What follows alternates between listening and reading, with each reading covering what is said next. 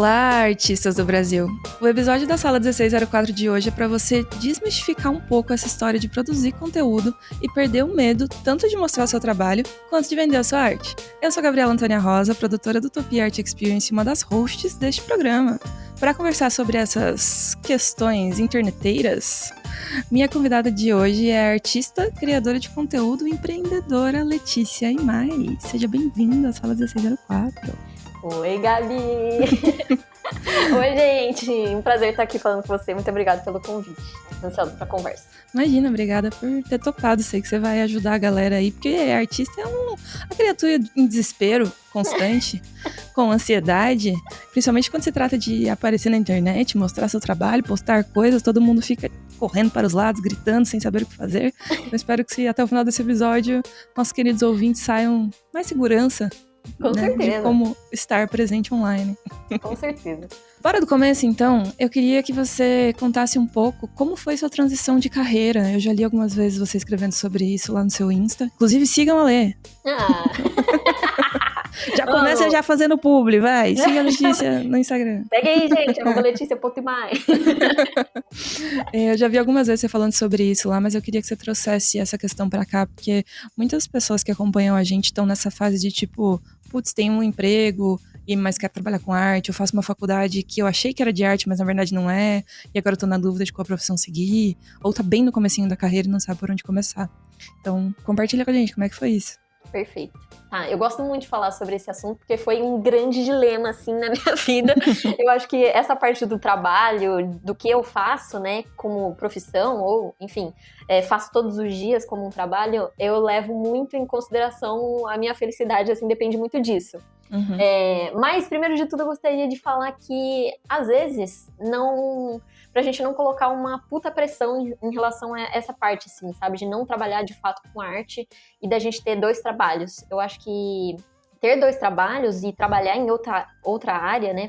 Eu formei em publicidade e marketing, trabalhei como web designer, na área de marketing das empresas. Então, não era exatamente com arte o que eu trabalhava, apesar de ter uma pegada de design, mas que foi muito importante para mim trabalhar com outra coisa e que isso abriu muito a minha mente, assim, mesmo que eu levasse a arte em paralelo durante um bom tempo, assim. E a minha transição, ela foi muito planejada, muito calculista, assim. Eu acho que tabelada, planilhada. Gabi, eu vou te falar, eu sou uma pessoa muito organizada, assim, eu gosto de ter o controle, sabe, sobre as coisas que eu faço. Então, eu fiquei bem receosa, assim, de me demitir. Eu confesso que demorou muito tempo, vários anos de terapia, discutindo nas sessões sobre, o que eu faço? Será que eu me arrisco? Será que eu vou passar fome? Será que depois eu não vou ter como pagar minhas contas? Mas eu também gosto de comprar coisas nada a ver, assim, sabe? Então, eu quero ter um dinheiro extra sobrando. E aí, todo esse dilema percorreu, assim, durante um bom tempo. Então, eu fiz a faculdade, fiquei trabalhando nas empresas, mas aos poucos eu percebi que a minha felicidade, ela não... Tipo assim, ela era muito passageira em relação às minhas conquistas dentro do meu trabalho dentro de empresas. E quando que foi, de fato, que eu falei assim, não é esse meu caminho, eu preciso seguir meu outro caminho, foi quando eu tinha acabado de ser promovida, tinha sido reconhecida, tipo, como funcionária e tal. E aí eu fiquei muito feliz. E aí, depois, uns 3 dias depois, eu já tava, assim, sabe, num estado de... a felicidade acabou e é isso. Vai ser isso pra sempre, minha vida? Então, vai ser isso, assim, eu trabalho tanto pra daí ser promovida e aí depois eu fico, tipo, normal, numa situação normal, 3 dias depois de acontecer esse marco, sabe? E aí eu comecei a me questionar sobre tudo que eu faço mais na vida é refletir, né? Aí eu comecei a refletir mais ainda sobre... o que eu quero fazer da vida? E, em paralelo, nesse período, eu estava compartilhando conteúdo nas redes sociais, mostrando a minha arte, fazia um bom tempo já, né?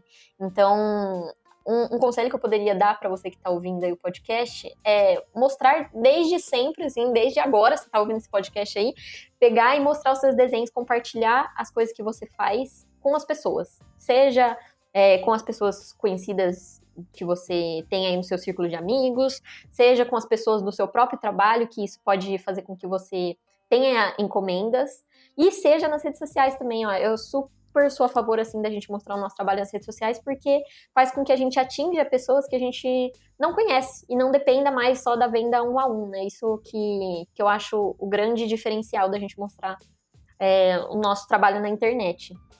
E aí, fora isso, eu acho que tirar esse peso, igual eu falei no começo, né? Tirar o peso de que para você ser artista, você precisa trabalhar 100% com arte. Eu acho que hoje em dia a gente consegue ter uma renda vindo de vários lugares, não só, literalmente, de vender o seu print, sabe? Eu acho que dá pra gente explorar outros tipos de venda também dentro dessa nova profissão. Com certeza, eu quero falar mais disso depois. Arrasou. Porque as pessoas às vezes se limitam a isso, né? E nem pensam em explorar outras formas de ganhar grana. Mas sobre essa parada que você falou de mostrar o seu trabalho, esse final de semana meio que viralizou um tweet de uma artista que eu sigo, que é a Elícia, e ela escreveu o seguinte, e acho que tem muito a ver, eu lembrei porque por causa disso que você falou, escreveu isso aqui. As pessoas odeiam a própria arte porque parece que foi elas que fizeram. Elas pensam que se elas ficarem melhores, vai parar de parecer que elas criaram. Que uma pessoa melhor fez aquilo. Mas não tem nenhum nível de habilidade que você consegue atingir onde você consegue parar de ser você. Né? E ela termina o tweet dizendo: você odeia a coisa mais valiosa sobre a sua arte. Chega, eu fiquei arrepiada aqui. Nossa, eu também, gente. Tá frio, mas eu arrepiei também por conta da frase. É muito isso, né? É muito isso. Nossa, a gente é muito crítica. Pelo menos eu sou muito crítica com aquilo que eu faço. Nossa, você acha que todos os artistas, né? O nosso traço de personalidade, quase assim, tipo, fui eu que fiz, tá um lixo, então. Horrível, a gente tem que parar com isso, né? É um trabalho constante, eu acho, da gente. Sim, mas eu acho que quanto mais a gente mostra nosso trabalho, assim, mais a gente compartilha, menos a gente fica crítico, sabia?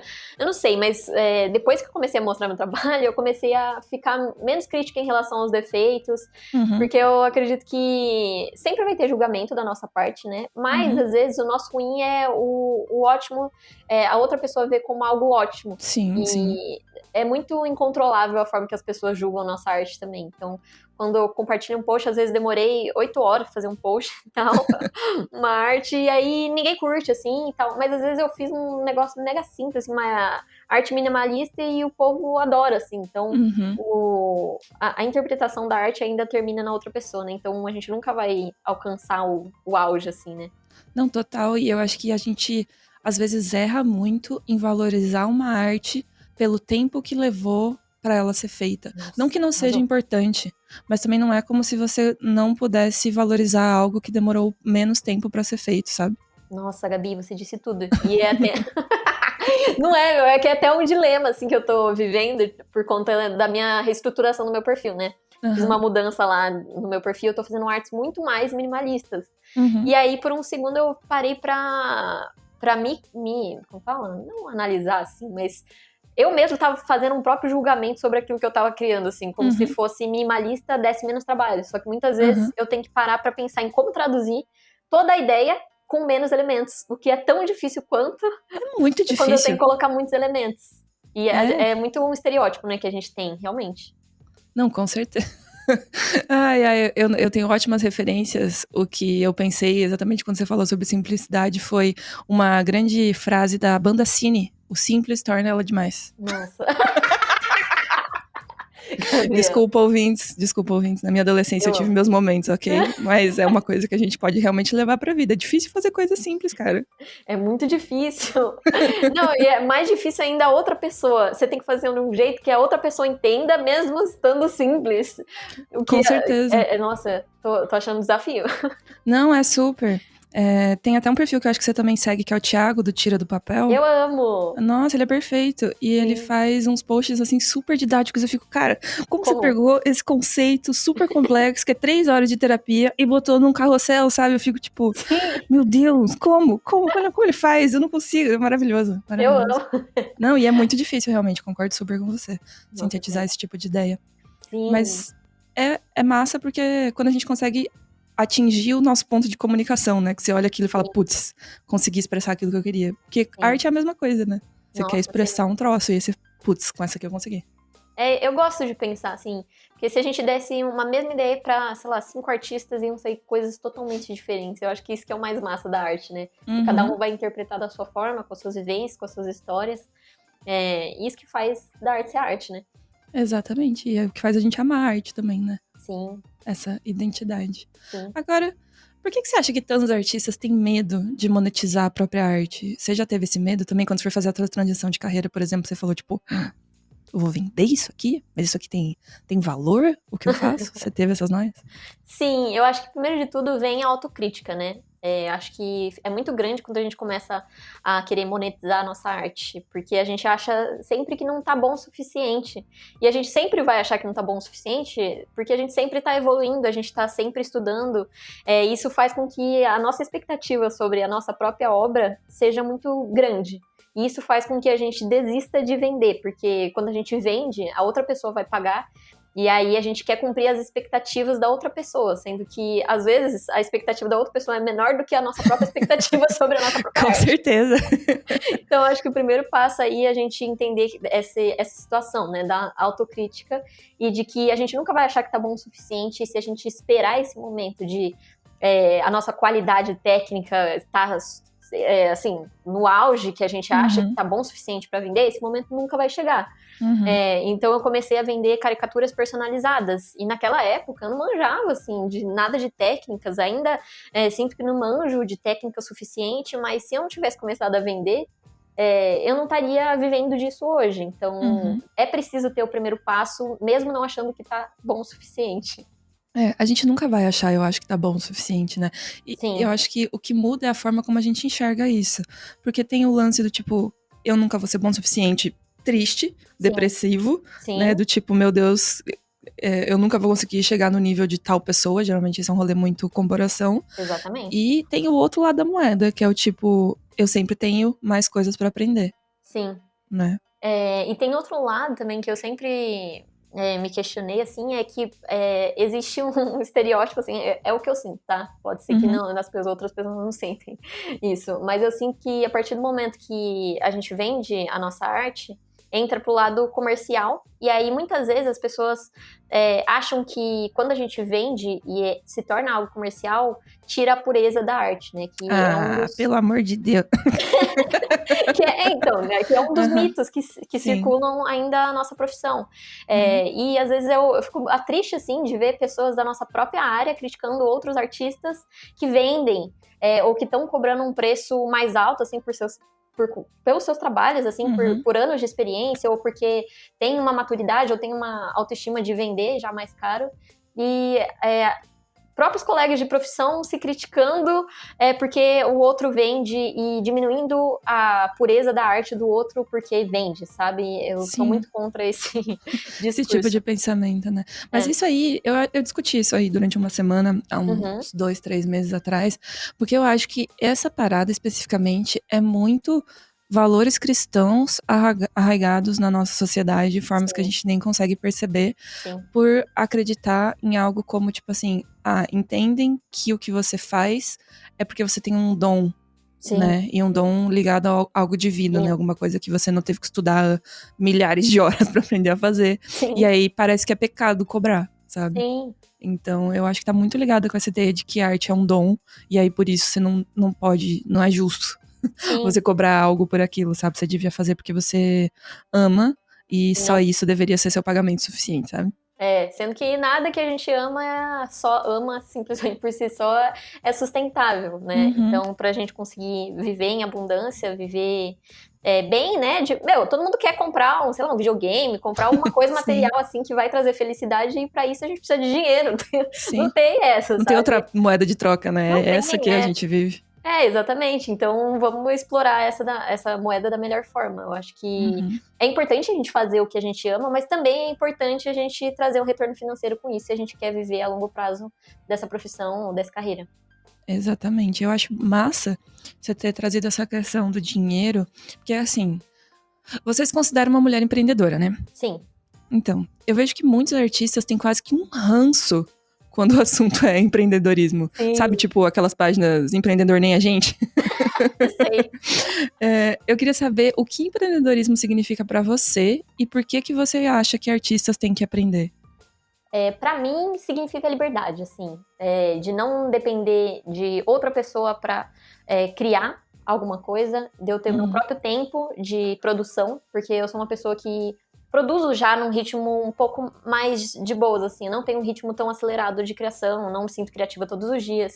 E empreender para mim, ter meus próprios produtos, fez com que eu tivesse essa liberdade.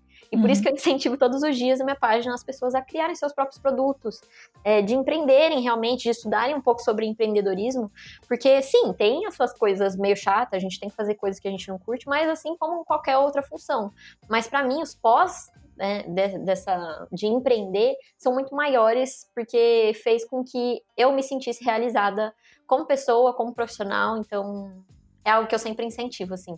Concordo super, assim, eu acho que inclusive às vezes por ter tanta essa ideia, assim, de tipo, não, eu não quero empreender, sabe, tipo, associa empreendedores e pessoas que têm empresas como pessoas do mal, assim. Nossa, tipo, é muito isso. rola muito isso, né, e tipo, eu não quero, faz você um artista pior, porque você vai ser um artista menos profissional, né, porque Sim. querendo ou não, uma parte da nossa função, mesmo que você não esteja, assim, ativamente presente nas redes sociais, trabalhe mais, tipo, com teu portfólio, diretamente com empresas, uma boa parte da tua profissão vai ser saber fazer um bom atendimento ao cliente, vai ser você prestar contas, vai ser você fazer contratos, vai ser você emitir notas fiscais, e para você aprender como é que faz tudo isso de uma maneira eficaz, né, você precisa estudar empreendedorismo, não tem como, você vai ter que uma hora ou outra você vai ter que aprender. Outra coisa que tem também bastante a ver com o lance que você falou do dinheiro e isso de empreender, às vezes eu sinto que alguns artistas veem como ganhar dinheiro como uma coisa ruim, do tipo, ok você ganhar dinheiro com arte, mas não ok você ganhar muito dinheiro com arte. Tem um pouco a ver com isso que você tava falando, tipo, nossa, como aquele cara faz o mesmo trabalho que eu e cobra 4 vezes mais, sabe? Sim. Eu acho que tem muitos mitos, né, que circulam ainda, arte versus dinheiro, e até entra nessa parte dos pecados, né, que você falou, que às vezes a gente acha que ter ambição ou ganhar um pouco mais é algo ruim, que não é algo puro. Então, quando a gente almeja ganhar mais, a gente se sente culpado por isso, por ou tá sendo ganancioso, ou porque, nossa, mas tem tanta gente que faz uma qualidade melhor técnica e por que eu tô cobrando mais caro? Sendo que, na verdade, não é isso, sabe? O nosso valor da arte vai também na mensagem que a gente tá passando, não só na questão técnica, né? E quando a gente vai entendendo isso, a gente vai estabelecendo uma conexão com o nosso público que aí, de fato, começa a aumentar o valor da nossa arte, né? Que é o valor intangível, aquilo que não é calculado por questões materiais, mas é aquilo que as pessoas veem como um valor. Olha, eu não sei explicar, porque é um negócio que você não consegue pegar, assim, sabe? Mensurar, né? É difícil, não dá pra botar uma régua e falar, beleza, desse tamanho, né? Exatamente. Não tem como. Não tem como, é verdade. Rola muito isso. E o contrário do que você falou também acontece bastante, né? Tipo, as pessoas veem, às vezes, pessoas que têm um trabalho que, às vezes, a qualidade técnica é menor do que a delas, e elas ganham muito mais dinheiro, e tem muito mais repercussão, e a galera fica, tipo, uma puta dor de cotovelo, porque a pessoa se dá melhor, assim, monetariamente falando, em termos de alcance, em termos de quantas pessoas aquela arte tá conseguindo atingir, né? Mas eu acho que isso tem muito mais a ver com isso que você falou, sabe? Com qual é o potencial de conexão que aquela pessoa tá conseguindo gerar com o que ela cria. Exatamente. Eu acho que a partir do momento que a gente tá nas redes sociais, tem certos tipos de trabalhos que vão alcançar mais pessoas, vão bombar mais, ideias que às vezes são mais relacionáveis, assim, ou ideias que falam mais sobre questões do dia a dia, vão alcançar mais pessoas. Porque, por exemplo, se eu falo sobre arte para pessoas autistas, isso eu vou atingir um público muito menor. São pessoas que provavelmente têm alguém autista dentro da família ou que são autistas, sabe? E que vão se relacionar. Então, esse público que eu vou atingir vão ser menos pessoas, consequentemente. Mas alguém que fala, por exemplo, sobre amor, vai ser um assunto que vai alcançar mais pessoas, porque todo mundo ama, todo mundo passa por isso no dia a dia. Então, eu gosto sempre de lembrar isso para as pessoas que me seguem, porque dependendo do tipo de arte que você faz e dependendo do assunto que você faz, vai ter menos pessoas te acompanhando, mas isso não significa que a sua arte é menos do que outra pessoa que tem mais números, ou mais curtidas, ou mais engajamento. O que eu gosto de fazer é um paralelo, assim, né? Quando a gente tá dentro de um museu. Tem certos tipos de arte que são artes, imersões, que a gente entra, né, pra viver aquela experiência, e a gente sai de lá compartilhando, falando um monte de coisa sobre aquela obra que a gente viveu e tal, mas tem certos tipos de exposição que a gente vai lá e vê um quadro, e a gente vai interpretar aquilo com a gente mesmo, vai tirar interpretações no subjetivo, assim, sem ficar falando pra todo mundo e falando, nossa, que lindo! E, sabe? E nas redes sociais é a mesma coisa. Tem tipos de arte que a gente não vai interagir, não vai ficar engajando e tal, mas que foram importantes da mesma forma do que uma outra arte que teve mega comentários e tudo mais. Que toca, às vezes, em outros lugares, né? Exatamente. E às vezes rola muito de um efeito de manada também, do tipo, pra ficar no exemplo dos museus, que você vai em museus e tem, né, museus maiores que tem obras muito famosas, e algumas delas tem, tipo, filas e milhares de pessoas olhando, pá, e tal. E aí, do lado, tem uma obra do mesmo artista, que às vezes tem um tema muito semelhante, e às vezes foi até melhor executada, e tem, tipo, 2 pessoas. Você fica, tipo... Exatamente. Ué. É igual os best-seller, né? Às vezes os best-seller vira best-seller porque é best-seller. Porque quantos livros eu já não comprei porque era best-seller? Né? Porque tá todo mundo lendo, então alguma coisa boa deve ter nesse negócio, né? Então, rola muito esse efeito de manada, né? Tipo, quanto mais você é grande, mais você cresce, né? Exatamente. É isso. Tem bastante essa pegada. Muito. Mas não se apeguem a isso, ok, gente? Exatamente. Não é a única coisa que importa. Exatamente. Agora, a gente já falou aqui, né, de vários... Setor, o tom da conversa, eu acho. A base, as coisas que a gente acredita. Acho que a gente falou basicamente sobre nossas crenças aqui, né? Enquanto produtora de conteúdo aqui, a gente dá uma resumida nas coisas que a gente acredita em termos de produção de conteúdo e por que é importante, né? Concordo. Agora, a galera que tá ouvindo a gente deve estar tipo, não, beleza, achei ótimo, tô seguindo, tô acompanhando, mas tá, e aí? Vocês estão falando isso porque você tem perfil, sei lá, com mais de 50 mil seguidores, e eu aqui com meus 20 seguidores, sabe? Como é que eu faço? Sabe, tipo, como é que eu começo? Então, eu elenquei aqui as principais dúvidas que eu recebo, e talvez sejam as principais dúvidas que você recebe também, sobre como é que a gente produz conteúdo, né? Como que a gente consegue se expressar e colocar as nossas ideias na internet. Eu acho que um dos que eu mais recebo, assim, quando a galera vem perguntar coisas é tipo, mas você é tão descontraída e falante, e eu não sou assim, eu sou uma pessoa tímida, eu tenho muita vergonha de aparecer. Fale sobre isso. Nossa, isso acontece muito, me mandam muito essa dúvida. Inclusive ontem eu fiz um vídeo mostrando o meu primeiros stories, que eu tô falando assim, eu comprei um curso na Black Friday, e aí ela fala pra eu aparecer meu rosto aqui, e aí, né, eu quero que o curso dê certo, o dinheiro vale a pena, então eu vou aparecer aqui a minha cara, porque senão não tem como reclamar que não deu certo.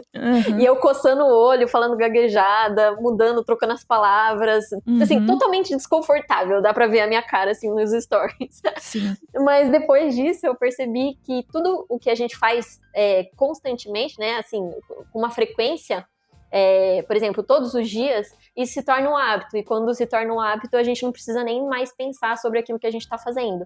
Hoje em dia eu abro a câmera dos stories, e é muito natural pra mim, mas depois de eu fazer, eu tava vendo o vídeo, era de 2019, então faz aí, ó, sei lá, quase 2 anos que eu tô falando nos stories, então não dá pra gente comparar, por exemplo, você que nunca gravou nos stories, comparar comigo e com a Gabi, que já estamos fazendo isso faz muito tempo.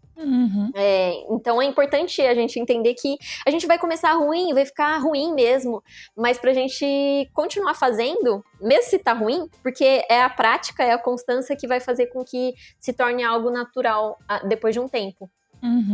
Concordo plenamente. A mesma coisa serve pra arte, né? Tipo, não quero postar isso aqui porque tá ruim. Sim, mas pra desenhar bonito tem que desenhar feio antes, né? Tipo, não tem como pular o processo, sabe? Tipo, não tem como comprar moedinhas e upar suas skills, assim, de uma vez. Não existe isso na vida real, né? A gente tem que passar por situações que talvez a gente não gosta tanto pra aprender a lidar com elas. Tem uma coisa que eu tava discutindo com meu namorado esses dias, assim, que a gente tava falando assim, como o constrangimento dignifica o homem, não é mesmo?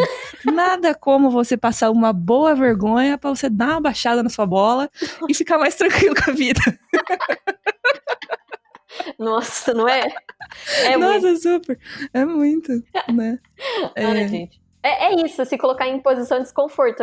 Tudo que é novo vai fazer a gente se sentir estranho, né? Aquela sensação É. de, nossa, tô parecendo blogueira aqui, ai, mas vem 10 mil julgamentos e expectativas que a gente acha que os outros estão colocando na gente. Sendo que, na verdade, né, se a gente olhar pros stories, de fato, por exemplo, né, aparecer em vídeo, vai ser só mais uma bolinha lá dentro do scroll das pessoas, sabe? Em 15 segundos ela já passou pra outra pessoa, nem tá lembrando mais de você, sabe? Às vezes a gente coloca uma puta expectativa, sendo que, na verdade, é um fator minúsculo, assim. Às vezes eu sinto que a gente se leva muito a sério, né? Tipo, como se todas as pessoas achem a gente mais importante do mundo, assim. E a gente fica tipo, meu Deus, eu não posso errar, porque está todo mundo olhando. E, na verdade, não, cara. A gente tá se olhando o tempo todo, isso é fato. E aí, às vezes, a gente sente que, por a gente ter esse movimento, né, de sempre estar se olhando, a gente sente que as outras pessoas estão fazendo o mesmo, mas não é verdade. É só você pensar como você olha para as pessoas que criam conteúdo. Tem alguém que você assiste os stories, você fica olhando e fala, nossa, que merda, nossa, que horrível isso que essa pessoa tá fazendo. Não existe isso, sabe? Tipo, se você não gosta, você simplesmente não vê. Exatamente. Né? Você só então, pula. Exato. Então eu fico tipo, gente, calma aí que tem alguma coisa errada. A terapia resolve esses problemas também, viu, gente? Penso que o maior crítico vai ser você mesmo sobre aquilo. Sempre. Aí, então não vai ter como alguém ser mais crítico que isso. Então, show, então eu posto. É isso, pronto, next. Resolvido esse problema, façam stories, marquem a gente que a gente quer ver. Marca a gente que aí a gente vê se você assistiu esse podcast. Outra dúvida bem frequente que aparece é assim, as pessoas chegam falando que, cara, todo dia tem uma coisa diferente no Instagram, cada atualização eu fico perdido, mudo os botões de lugar, tem uma ferramenta nova que, meu Deus, agora eu vou parar de fazer tudo que eu tava fazendo antes pra me dedicar a produzir dentro dessa ferramenta nova, porque ela vai dar mais alcance. As pessoas ficam meio surtadas, né, ainda, porque o Instagram costuma fazer isso com uma certa frequência. Como você faz pra se manter atualizada, assim? Eu sei que pra você é mais fácil, assim como pra mim é mais fácil, porque a gente tá muito imerso naquilo, né? Mas pra quem não tá tão presente assim e tão ligado, que dica você daria pra essa pessoa se manter atualizada? Nesse caso, eu gosto de pensar, né, qual que é a ferramenta que vai favorecer o seu tipo de arte. Eu entendo que existem ferramentas que vão te ajudar mais, né? Por exemplo, ferramentas novas igual o Reels, que o alcance vai ser maior da entrega, né? Porque é uma ferramenta nova e o Instagram prioriza a entrega de ferramentas novas.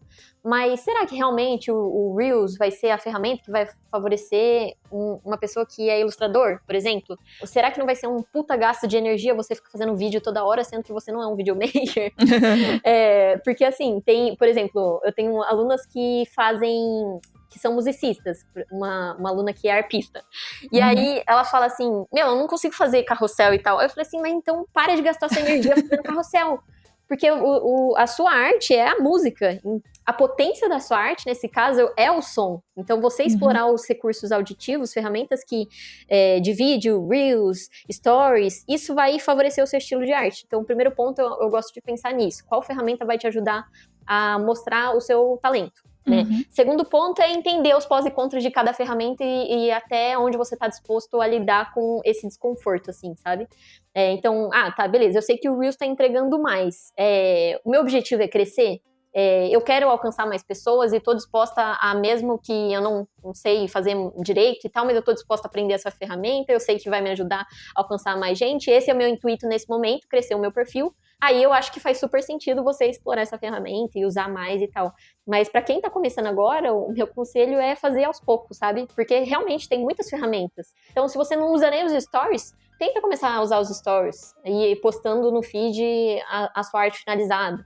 Aí depois ficou confortável, então faz um Reels mostrando o processo lá de time-lapse lá de você ilustrando. São formas da gente começar um pouco sem surtar, né? Porque senão realmente são muitas ferramentas. Não, se for usar todas assim, você vai ficar tipo... Nossa, o caos. Né, você vai ficar loucão. Então, também concordo que tem que dar... é o que você falou, é processo, sabe? Quebra o processo e vai por partes, né? Você não precisa, tipo, acordei hoje, decidi que vou começar a criar conteúdo, vou fazer todo dia um Reels, um carrossel, um post com fotos, sabe? Tipo, calma. Calma, né? Não precisa, vou abrir 4 caixinhas de pergunta num dia. Calma. Uma coisa de cada vez, né? Eu acho que não ir com muita sede ao pote é o segredo pra você conseguir manter a constância depois, né? É tipo quando você vai começar a fazer exercício. Tem várias pessoas que vão numa vibe tipo, nossa, eu vou começar aqui a fazer academia, vou fazer musculação, vou levantar todo o peso que eu consigo no mundo, porque eu quero ficar muito forte, agora eu tô empolgada e tal. Aí no dia seguinte você acorda e você não consegue levantar, sabe? Exatamente. Porque você tá com tanta dor muscular que você não consegue se mexer. E aí você tem que ficar 3 meses 5 sem dias. fazer nada. Exatamente, 5 dias sem levantar da cama e mais 3 meses sem conseguir voltar pra academia, sabe? Tipo, e aí serviu do quê? De nada, né? Só pra você se arrepender e nunca mais ter vontade de voltar pra academia. Então, acho que é nessa pegada, né? Tipo, Sim. calma, você pode começar de pouquinho, né? Não precisa chegar com os 2 pés na porta. Sim, no começo do meu perfil eu postava de 15 em 15 dias. Porque era isso a minha realidade, eu trabalhava, fazia faculdade, fazia freela de fim de semana pra juntar a grana pra me demitir. Então era uma rotina muito insana, assim, e postar de 15 em 15 dias era a minha realidade naquele momento. E aí depois eu fui aumentando conforme eu fui ganhando um tempo mais livre, fui ganhando a agilidade, né, de quanto mais a gente faz, mais a gente aprende as técnicas, faz processos pra agilizar, né. E aí, hoje em dia, eu posto bastante, mas porque também eu tô fazendo isso 100% foco, no meu né? tempo. Eu produzo conteúdo e essa é a minha função hoje em dia. Então, e aos poucos é mais importante. É mais importante se postar, sei lá, uma vez por semana e o seu projeto durar 5 anos, do que você postar, sei lá, começou hoje a produzir conteúdo e posta um post por dia, sendo que aí o seu projeto dura um mês, depois você fica estafada, não aguenta mais ouvir sobre produção de conteúdo, e aí desiste. Esse eu acho que é um dos maiores erros, assim, que a gente pode cometer quando a gente tá no começo. Total, né? E com tudo, né? Sim. Tem que ver o que se encaixa na tua realidade, né? Porque às vezes é isso, às vezes você vai ter 1 hora por dia pra pensar no que você vai postar, ou menos, 1 hora por semana pra pensar em postar alguma coisa, né? Então também não dá, tipo, você falou agora há pouco, ai meu Deus, demorar 8 horas pra fazer um post e tal. Se você tiver esse tempo, sabe? Porque não adianta você escolher, não, eu quero fazer um post muito bem feito, vou levar 8 horas, daí você olha a sua agenda e você tem 20 minutos pra fazer um negócio, sabe? Então, o formato que você vai conseguir fazer vai depender também muito do tempo que você tem disponível pra isso. Exatamente. Realidades. Realidade, a gente tem que encarar a realidade, não dá pra chegar com uma meta super ambiciosa, assim, tipo, postar 2 vezes por dia, e você, cara, não consigo nem almoçar em mais de 10 minutos, sabe? Já me falta tempo, então calma lá. Ou deixa de viver também a vida, sabe? Só pra ficar agradando o mundo digital. Também não sou muito a favor desse discurso, não. Não gosto nem um pouco, na verdade, né? A gente precisa... Viver também. Viver é importante. De maneira saudável. Outra questão que chega bastante pra mim é o que postar além de arte. Eu acho que essa também é uma das dúvidas, mas, tipo assim, cara, beleza, tá, eu faço aqui meus trabalhos, mas eu posto o quê? Só arte final? O que mais que eu posso postar, sabe? As pessoas tipo, não conseguem enxergar além disso. Você que ajuda artistas nessa parte, quais são suas dicas principais? Então, acho que o primeiro ponto é a gente mostrar mais do que só a nossa arte finalizada. Então, dá pra gente compartilhando nas ferramentas os processos, sabe? Compartilhar um pouco da nossa história também, mostrar, às vezes postar o nosso rosto, eu acho super importante, assim. Quando eu entro no perfil de um ilustrador, de um artista que eu curto muito, eu vou procurar lá quem é essa pessoa, sabe? Não sei se você também faz isso, Gabi, mas tipo, de entrar no feed da pessoa e procurar uma foto pra saber quem é essa pessoa, né? Sempre. Então, e nunca tem. E nunca tem. E aí eu fico, gente, mas por que, Deus? Eu só queria conhecer quem é você. Exatamente. Eu acho importante, porque é isso que vai gerar a conexão entre você e o seu futuro cliente. Esse é um dos maiores diferenciais, sabe? Você ser você é o seu maior diferencial. Então, a gente sai um pouco do esquema, né? De postar arte. Por que não postar arte, eu? Arte, eu. Arte, um pouco dos meus bastidores, o que eu acredito, um pouco da minha história. As pessoas se conectam com histórias, por isso que é tão importante a gente usar, né? Aproveita as legendas, aproveita os stories, grava um vídeo contando de como você começou na área da arte. São formas da gente movimentar o nosso perfil com assuntos que envolvam a arte em si, mas que também não fica só arte, produto para venda, arte, produto para venda, sabe? Com certeza. Você traz outra perspectiva, né, em cima do teu trabalho que tá diretamente relacionada a você, foi você que criou. Sim. Né? E também, de maneira muito prática e direta, ajuda muito quando a gente se encontra em eventos Nossa, e reconhece a pessoa. Porque esse é um problema muito característico de, tipo, todo mundo sabe o nome de todo mundo, mas não sabe a cara de ninguém, sabe? sim. E aí todo mundo fica, tipo, você que é... Rola isso o tempo todo. Exatamente. Então, posta sua cara na internet, pelo amor de Deus, a gente quer ver como é que você é. É importante. É importante. E outra questão que eu acho que às vezes bate bastante pra galera, e acho que até pra Revo a gente já teve essa discussão várias vezes, mas é tipo assim, como encontrar talvez o que a gente chama de nicho, né? Pra quem que eu tô falando, como definir quem é o meu público. Eu vejo que muitos artistas que estão começando pensam, não, meu público é todo mundo que quiser me pagar pra fazer uma arte, eu vou estar fazendo, sabe? Tipo, mas é aquilo, falar com todo mundo é falar com ninguém, né? Eu acho que dependendo do seu estilo de arte, é interessante você ter um nicho, assim, ou ter um assunto principal, né? Porque tem, assim, uma dor do meu público eu gosto de tocar música, eu gosto de ler livro, eu gosto de cuidar de plantinha, mas eu também gosto de desenhar, né? Tipo assim, artistas multitalentos, assim, né? De escrever, gravar vídeo e tal. E eu acho mais incrível da gente trabalhar com as redes sociais é que a gente pode explorar todos esses nossos dons, mas tendo um público, sim. E como a gente pode fazer isso? Tendo um assunto principal dentro do nosso perfil. Por exemplo, o que eu encontrei como uma solução no meu caso? Como eu gostava muito sobre produtividade e organização, eu amava ler livros de autoconhecimento, de empreendedorismo, eu gostava mais dessa parte de negócios, mas eu também tinha o meu lado artístico, assim. E aí, o que eu fiz, né, para juntar as duas coisas? Eu comecei a falar sobre um assunto principal dentro do meu perfil, que era empreendedorismo artístico, porque assim eu agradava o meu lado empreendedor de negócios e tal, e também agradava o meu lado mais artístico, de produzir coisas que eu tava sentindo, de compartilhar reflexões, noias e tal, e produzir usando multitalentos. Então, eu exploro redação quando eu escrevo textos e histórias nas minhas legendas, quando eu faço roteiro para vídeo, eu gosto de editar também e fazer as minhas narrativas lá das minhas reflexões e tal, então eu exploro isso nos vídeos.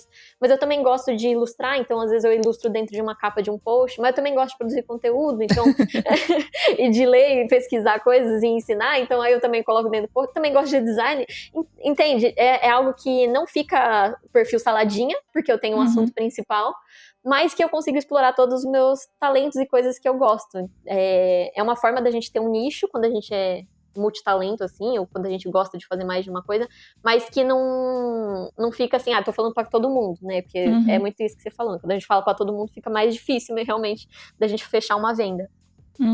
Com certeza. E eu acho que isso vale um pouco também pro que você estava falando agora há pouco, por exemplo, se você faz artes relacionadas a autismo, acho que seria o que a gente geralmente chama de micronicho, né? Sim. Tem poucas, não poucas, mas às vezes menos interessadas nesse tema específico do que outros temas, como você deu o exemplo do amor. Sim. Mas às vezes isso é ótimo, porque você acaba virando uma super autoridade, uma referência, sabe? Tipo, fica impossível, às vezes, se você escolher esse nicho, por exemplo, e fizer um bom trabalho, dissociar esse tipo de arte do seu nome, né? Exatamente. Eu acho que é um grande diferencial, assim, para quem quer se tornar autoridade ou quer se especializar mais em algo, é interessante você trabalhar, assim, com um nicho, porque a conexão que você vai ter com o seu cliente final vai ser muito grande, assim, pensa. Se, por exemplo, uma artista que é autista e ela produz conteúdo, fala sobre esse assunto dentro do universo dela, a conexão que ela vai ter com os clientes dela e possíveis compradores vai ser muito maior do que eu, por exemplo, que não estou imersa nesse assunto, não entendo os problemas que um autista passa no dia a dia, sabe? Às vezes não entendo tipos de preconceito que podem acontecer, sabe? A realidade, né, por conta desse artista que fala, por exemplo, sobre esse nicho, entender muito a realidade do cliente final dele, vai ser um grande diferencial e é o que vai tornar ele autoridade naquele assunto. Então, a possibilidade desse cliente ser fiel e de comprar mais de uma vez, né, desse perfil é muito maior do que, por exemplo, do meu, que eu não falo, não abordo esse assunto. Sim, com certeza. Você gera outro tipo de conexão, né? Um vínculo diferente. E provavelmente aquela pessoa que te segue, ela te segue porque ela convive com essa questão também, né? Aquele assunto toca mais fundo nela de alguma forma, né? Sim. E é por isso que também gera essa sensação de fã né? Sim. E não só uma pessoa que você segue e curte alguém de vez em quando. Provavelmente Sim. esse perfil é o que você vai responder aos stories, que você vai comentar nas posts, toda essa coisa, né? Vai ter um engajamento diferente. Sim, é uma conexão muito maior. A gente não pode esquecer que a venda também, ela se dá por conta de valores, por conta de crenças, dessa conexão verdadeira, sabe? Né? Uma venda, a gente compra de alguém que a gente confia, de que a gente acredita no que essa pessoa tá fazendo. É por isso que eu sempre acho importante a gente mostrar o que a gente acredita dentro do nosso perfil. Com certeza também. Super a favor. Agora que a gente falou das dificuldades principais, eu acho que a galera tem, eu queria também falar um pouco das dificuldades de quem já tá nessa estrada aí há um tempo, porque o que eu acho que acontece? Tem muita gente falando de criação de conteúdo, falando de marketing digital, Sim. falando de empreendedorismo, não necessariamente para artistas, tem muitas pessoas, eu acho que a maior parte das contas do Instagram atualmente deve ser sobre esse tema, assim. É tipo, um negócio absurdo a quantidade de pessoas que tem falando sobre esse tema. E às vezes eu fico com a impressão de que por ter muita gente fazendo e ter muita gente falando sobre isso, fica parecendo que é algo fácil. Nossa. Sabe? Tipo assim, não, qualquer pessoa consegue fazer. Tipo, não, é só você fazer nananana, e aí você consegue, sabe? Tipo, como se tivesse um caminho específico, rápido, e o mesmo caminho pra todo mundo, e que você conseguisse executar independente de qualquer coisa, sabe? E eu fico, cara, não é bem assim. Né? Não é? A gente sabe o tanto que a gente teve que trabalhar para conseguir o resultado que a gente tem hoje, né? Exatamente. Então, eu acho que também não é tão fácil. E aí, o que eu queria te perguntar é se, às vezes, você, tipo... Você se sente um pouco escrava do algoritmo? Como você enxerga esse nosso trabalho que funciona no terreno alugado, né? Que é o Instagram, tipo, né? Sim. Não é nosso. Se um dia o Instagram fechar, acabou? Acabou pra gente, acabou. Né? Acabou o Instagram que eu faço da minha vida, né? Então, eu tenho altas reflexões sobre esse assunto, assim, principalmente porque na nossa bolha, né, sempre movimenta esse assunto, né, do algoritmo e da gente ser escravo e do terreno alugado. E aí eu parei pra pensar, assim, no tanto que eu aprendi, sabe, compartilhando o meu trabalho. Aprendi sobre copywriting, marketing, vendas, edição de vídeo, de engajar com as pessoas, de contar histórias, sabe? O tanto de coisa que eu aprendi nesses 3 anos mostrando meu trabalho e produzindo conteúdo é um crescimento, assim, que eu não posso jogar a culpa só num algoritmo da vida, porque é um conhecimento que eu aprendi além do que métricas, do que engajamento só, sabe? Números. Mas confesso que é muito difícil, assim, esse lance de comparação quando a gente lida com números, assim, nas redes sociais. Porque tem certos tipos de perfis que, assim, é até uma discussão que eu tive comigo mesmo esses dias e parei de seguir, silenciei certas pessoas que me mostravam números todas as horas ou que vendiam uma ideia ou vendiam produtos me mostrando números. Porque eu percebi que quando eu consumia esse tipo de conteúdo, eu me sentia muito ansiosa. Me comparava, eu falava assim, nossa, sempre tem aqueles discursos, né, tipo, nossa, eu cresci 50 mil seguidores em 6 meses, e aí você fala assim, porra, mas eu tô produzindo 3 anos aqui, nossa, eu deveria ter crescido mais rápido, e aí a gente se sente num ambiente de insuficiência, sabe, de comparação. Então, meu conselho pra você é identificar que tipo de discurso, que tipo de diálogo, que tipo de perfil que te incentiva a criar mais e criar bem, né? Criar de forma saudável e não em criar ou postar com constância no sentido de, nossa, se eu não postar eu vou perder, ou se eu não postar eu não vou crescer, sabe? Postar no sentido de medo e não no sentido de prazer. Foi uma reflexão que eu tive, assim, e por isso que eu deixei de seguir muitos perfis recentemente, assim, porque não vejo que é a forma mais saudável de lidar com as redes sociais nesse sentido. E aí, percebendo isso, percebendo como eu lidava com esse tipo de conteúdo e de diálogo, discurso nas redes sociais, fez com que eu também, como produtora e influencer, assim, mudasse a forma que eu postava, que eu entregava coisas pro meu público. Eu sei que vende mais eu mostrar, tipo, o tanto de engajamento que teve no meu perfil, tanto de salvamento, compartilhamento. Eu sei que se eu mostrar um antes e depois daquele printzinho, sabe? De, nossa, olha como que eram meus números ontem e olha como são os meus números hoje. Eu sei que isso vai vender mais, vai fazer com que eu venda mais meu curso e tal, mas não é o discurso que eu quero, porque não é a sensação que eu quero passar para as pessoas que me seguem. E aí aqui entra também nesse lance de escolhas. E a gente tá confortável em entender os pós e contras das atitudes que a gente tem. E lidar, assim, porque eu sei que algumas pessoas vão vender mais fazendo e apelando por esse discurso, mas será que é a forma que eu quero que as pessoas se sintam quando elas estão dentro das redes sociais? Acho que tomar esse papel de consciência é muito importante.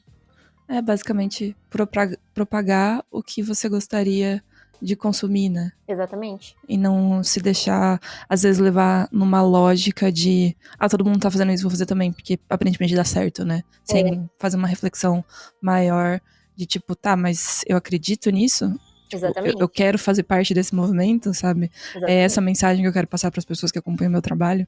Acho que isso é muito importante, porque realmente acontece, às vezes, de a gente querer embarcar numa trend, porque tá todo mundo nessa trend, e aí quando você para pra pensar, tipo, eu acho que faz sentido. Não faz sentido. Acho que essa eu posso passar, sabe? Acho que essa eu não preciso entrar.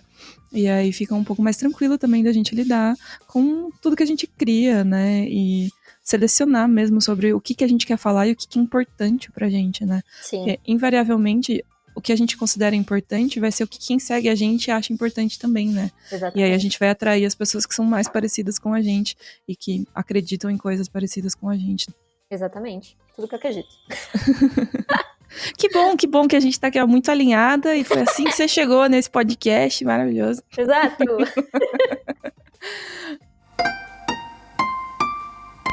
Outra coisa que pega bastante, eu acho, as pessoas, é que assim, atualmente, eu acho que o teu trabalho e criação de conteúdo não são uma coisa que você divide, né? Tipo, criar conteúdo é o teu trabalho. Exatamente. Às vezes eu sinto que as pessoas, quando elas começam a criar conteúdo pra internet, fazem essa divisão, sabe? Tipo, não, meu trabalho é ilustrar, eu crio conteúdo porque eu preciso, sabe? Mas não enxergam isso como uma parte do trabalho. E eu acho que é uma parte do trabalho, né? Tem que ser, porque você tá fazendo aquilo com um propósito, com uma finalidade que tem a ver com você conseguir ilustrar mais, né? Com encontrar mais clientes, encontrar mais pessoas que admirem aquilo que você faz e queiram consumir aquilo que você faz. Sim. Mas, o que eu quero perguntar é como é que você mantém essa rotina de criação de conteúdo e como você divide o seu tempo online e offline? Olha, agora na pandemia eu confesso que tá bem difícil essa divisão, Gabi. Não vou falar assim, ai, nossa, mega evoluída, assim. Ai, ótimo, eu trabalho horário das 8 às 6, tô tranquila, depois eu desligo o celular, vou meditar, assisto 3 filmes cults, leio 2 livros e aí eu durmo 8 horas por noite. Eu acho que a maior questão, assim, o maior dilema que eu estou vivendo, assim, como produtora de conteúdo, é que tudo pode ser conteúdo, entende? Então, eu tô comendo, aí eu tenho uma ideia, e aí eu falo assim, nossa, mas não era pra eu estar trabalhando agora, entendeu? Mas eu acabei de ter uma ideia, eu preciso anotar. Aí eu vou lá e anoto. Então, é algo, assim, que quem entra nesse universo precisa entender que é difícil desligar a cabeça, assim.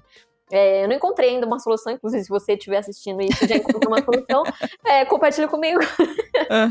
Porque é algo que, assim, é difícil de fazer essa divisão. Mas, no geral, o que eu tô tentando fazer é evitar pegar no celular depois das 9 horas da noite. Por exemplo, quando eu acordo, eu não acordo e já começo a trabalhar, sabe? Eu começo a trabalhar depois das 10, porque eu gosto antes de ler um livro, tomar meu café da manhã, fazer um exercício físico, porque eu acredito muito na saúde mental, né? E também, pra gente ter a saúde mental, a gente precisa ter esse tempo de fazer outras coisas que não sejam só trabalhar. Então, eu encontrei um ritmo que é mais saudável pra mim hoje em dia, trabalhando depois das 10 horas da manhã, depois de fazer coisas por mim, assim. E aí, é isso, assim, sabe? Mas eu acho que, no geral, tá sendo difícil, assim, pra mim, lidar com essa divisão de lazer e trabalho, porque eu tô trabalhando dentro do meu quarto, assim. Então, meu ambiente de trabalho é o mesmo de descanso, então é algo que tá me consumindo bastante. E de todo o resto, atualmente, né? Tá me consumindo bastante. Não tem como eu trazer uma solução. Não tem essa divisão. Acho que eu também não tenho uma resposta, eu acho que faço coisas bem parecidas com você, assim. Mas eu também não fico me cobrando muito de, tipo, eu não devia estar trabalhando agora, sabe? Porque senão eu surto. É completamente normal eu, sei lá, acordar e ter uma ideia 3 horas da manhã. Tipo, acontece muito, assim. Às vezes, quando é uma coisa que envolve outras pessoas do time, eu mando áudio pra elas, porque senão eu vou esquecer depois, sabe? Tipo, cara, acabei de ter uma ideia aqui, se a gente fizer isso. E várias dessas ideias a gente acaba usando e implementando em algum momento depois, sabe? Então eu sei que não é um negócio inútil, mas acontece bastante. Quem sofre mais com isso aqui no nosso time é o Renan, que é quem trabalha mais no nosso marketing, nessa parte de administração dos sites e como a gente monta as páginas dos cursos, etc. E aí, várias vezes eu mando um áudio pra ele 3 horas da manhã e ele, tipo... Não é tão ruim pra ele, porque o Renan é o tipo de gente que acorda 4h30, sabe? Tipo, 5 a.m. Club. Ele é essa galera. Não consigo. Não é tão tarde assim pra ele, né? E, obviamente, ele dorme com o celular desligado, porque ele me conhece. Aí... aí não é tão ruim, mas... Não recomendo, tá? Que vocês façam isso com as pessoas. Mas eu tenho muito isso, e aí eu parei de me cobrar nesse tipo, eu não devia estar trabalhando, porque, gente, se meu cérebro tá sendo criativo e tá me dando ideias boas, eu não vou desperdiçar isso, sabe? Porque aí depois eu vou precisar e não vou ter. Sim. Então eu falo, não, beleza, cérebro, você pode pensar. Mas eu realmente tento, tipo, ter momentos e janelas que pra mim são sagrados, sabe? Tipo, que eu sei que se eu fizer aquilo, eu vou ter um dia melhor e eu não vou me cobrar tanto, assim. Tipo assim, domingo, pra mim, é um dia que eu tento desligar o celular. Nem sempre eu consigo, mas eu tento desligar o celular e, tipo assim, não faço nada domingo, sabe? Não me peça pra responder inbox no domingo, não vou gravar conteúdo no domingo, não vou pensar em conteúdo no domingo, eu vou fazer qualquer outra coisa, mas eu não vou, sabe, tipo, fazer nada que tenha a ver com isso, sabe? Eu tento separar esse único dia aí na semana, que o sábado eu já tentei também, mas não dá. Então eu tento ter pelo menos um dia na semana, assim, tipo, não, hoje eu não vou fazer nada que tenha a ver com trabalho. Nossa, nem chegar perto do computador, abrir e-mail, coisa nenhuma. Porque senão eu fico louca, assim. E durante a semana é bem mais difícil ter essa divisão, mas em geral eu tento, tipo, separar um tempo de manhã também e pelo menos ter um café da manhã tranquilo, sabe? Tipo, Sim. Eu vou acordar, vou passar o meu cafezinho, vou fazer a minha refeição e vou me demorar um pouco mais nesse tempo, sabe? Tipo, porque eu percebi... A gente percebe essas coisas sobre a gente na prática, né? Que quando eu acordava acelerada, assim, tipo, cara, eu tenho que correr, tenho que fazer isso, não sei o que, fazer post, reunião, não sei das quantas. Eu ficava ansiosa o dia inteiro, quando eu acordava tendo que correr, assim, sabe? Ai, meu Deus, tomar banho, se arrumar, tomar café, sair, correr, blá, blá, blá. E aí eu ficava o dia inteiro nessa pilha, sabe? Sim. E é horrível isso, porque parece que... Aí você chega no final do dia, você fez trocentas coisas e você não trabalhou, sabe? Sim, dá essa sensação, né? Mas eu acho que o primeiro passo é isso aí que você falou, assim, a gente se autoconhecer e saber respeitar os nossos limites. Eu tava fazendo exercício de escrever todos os dias cedo as páginas matinais, de escrever o que eu tava sentindo naquele dia, e uma coisa que eu fiz no dia anterior que eu poderia mudar pra me fazer me sentir melhor, né? E aí eu percebi depois, né, que fazer lives muito tardes, por exemplo, 7 horas da noite, 8 horas da noite, consumiam muito minha energia e tava me deixando muito cansada e, consequentemente, eu ficava infeliz. Ou, por exemplo, fazer lives de fim de semana também, ou de sexta-feira. Era algo que, pra mim, parecia que não tava fazendo diferença, mas depois eu percebi que isso me consumia muito a energia. E aí, o que eu fiz foi fazer lives mais cedo. Então, minhas lives começam às 6 horas da tarde, a maioria.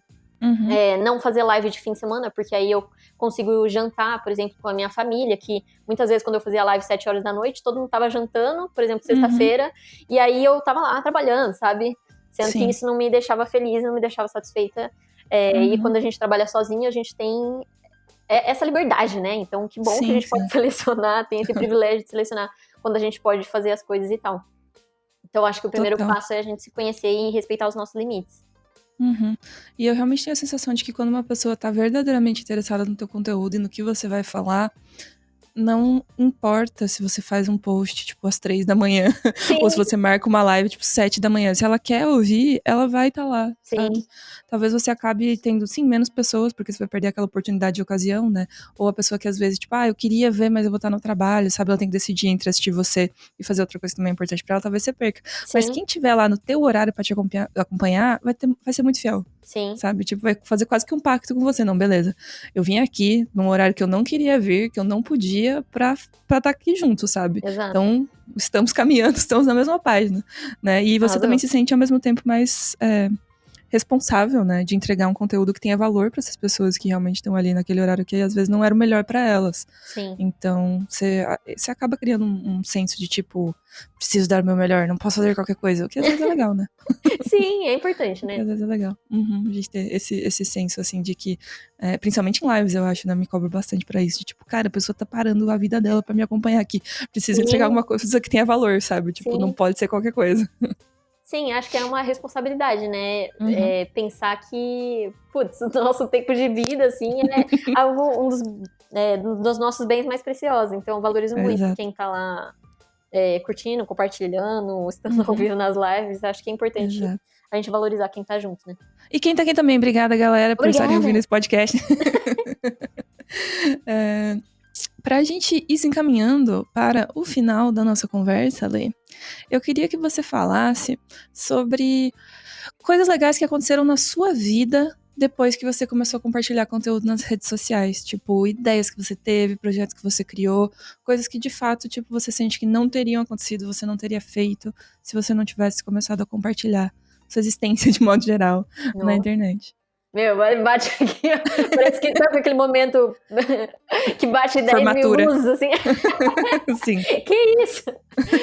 Meu, acho que muitas coisas, assim, sabe? O meu trabalho é chegar em pessoas que eu admirava, já acompanhava, assim, antes mesmo de criar meu perfil, assim, pessoas que eu considero muito uma referência pra mim, assim, hoje em dia, seguirem o meu trabalho, assim, por espontânea vontade, e compartilharem os meus posts, ou comentarem, ou estarem lá assistindo o que eu tô fazendo, pra mim isso daí é um valor, assim, que eu nunca imaginaria que eu poderia viver. Eu me desafiar, assim, no sentido de enfrentar medos muito, muito profundos, assim, que eu tinha, por exemplo, de aparecer em público, de falar, assim, eu era muito, muito tímida, Gabi, assim. Só quem me conhece pessoalmente sabe o rolê que era. Quem me conhece sabe. Quem me conhece sabe, meu Deus do céu, assim. Mas, tipo assim, de travar, assim, a apresentação em público, e hoje em dia eu tá falando com tantas pessoas, assim, de uma forma natural, e porque eu gosto, e porque eu quero tá lá, sabe? E isso daí também foi um puta desafio. Fazer projetos, assim, que eu acredito muito na mensagem e poder alcançar outras pessoas também, isso é muito incrível. E um dos projetos que mais me marcou, assim, foi o Setembro Amarelo, que foi um mês que eu fiz só conteúdo sobre saúde mental e eu alcancei muita gente, assim, recebi muito depoimento de pessoas que foram impactadas por essa campanha ou entenderam um pouco mais sobre o que é, né, passar por depressão, ansiedade e tal, e poder ter ajudado tantas pessoas. Tem muita coisa, assim, mas uma coisa, assim, mais tangível, por exemplo, que aconteceu, foi a Nanats me seguir, e aí ela me chamou pra ir no evento de vários blogueiros lá, da Bruna Vieira, a Nath Cardoso, Ariane, eu nunca sei se é Ariane Freitas. Isso. Tipo assim, tinham vários artistas naquele evento e eu tava lá e aí eu falei assim, nossa, que doideira, assim, sabe? Isso só aconteceu por conta do meu perfil do Instagram e eu tá aqui conhecendo essas pessoas que eu admirava tanto dentro das redes sociais, sabe? Foi muito louco também esse dia. E ter saído em matérias, assim, também. Eu acho que foi um rolê, assim, que eu falava assim, nossa, que da hora, tipo. Não imaginava que era possível, assim. Às vezes a gente fica, tipo, nossa, é isso mesmo que aconteceu? Nossa, que doido. Mas, no geral, muitas coisas positivas, assim. Eu só encontrei gente maravilhosa na internet, não tenho que reclamar, não. Maravilhoso, adorei. É que dá uma motivação, né? As pessoas olharem assim, uau, quantas coisas más podem acontecer se eu começar a me colocar, né? Se eu permitir também que as pessoas me conheçam. Eu acho que é um puta desafio, umas mas partes vale mais a pena. legais. Eu também acho que vale a pena. Assim, a gente sofre, a gente chora, mas no final das contas a gente continua, porque vale a pena, né? Nossa, o crescimento é muito grande, assim. Crescimento como pessoa, assim, sabe? Não é nem só como profissional, sabe? Acho que a gente se desenvolve num... Eu tô quase tremendo aqui, porque eu tô com muito frio. Mas eu tô com a mão embaixo da bunda aqui pra ver se dá uma aquecida. Mas, meu, eu posso falar assim, meu, mostre o seu trabalho, mostre a sua arte, que você só tem a ganhar como pessoa.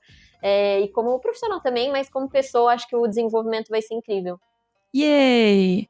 E pra finalizar, Lê, você está agora no De Frente com a Gabi, que são perguntas muito rápidas que eu faço. Senhor. Bate-bola, jogo rápido. Fala. E você tem que responder no estalo, assim. Ai, gente, essa não tava preparada, mas vamos.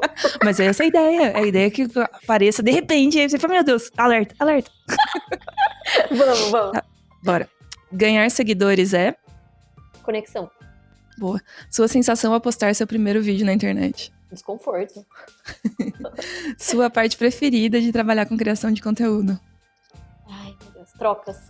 A coisa mais legal que aconteceu desde que você começou a criar conteúdo? Contra a minha verdade. Ai, que linda. Nossa, que eu mó reflexiva, não é mais a verdade.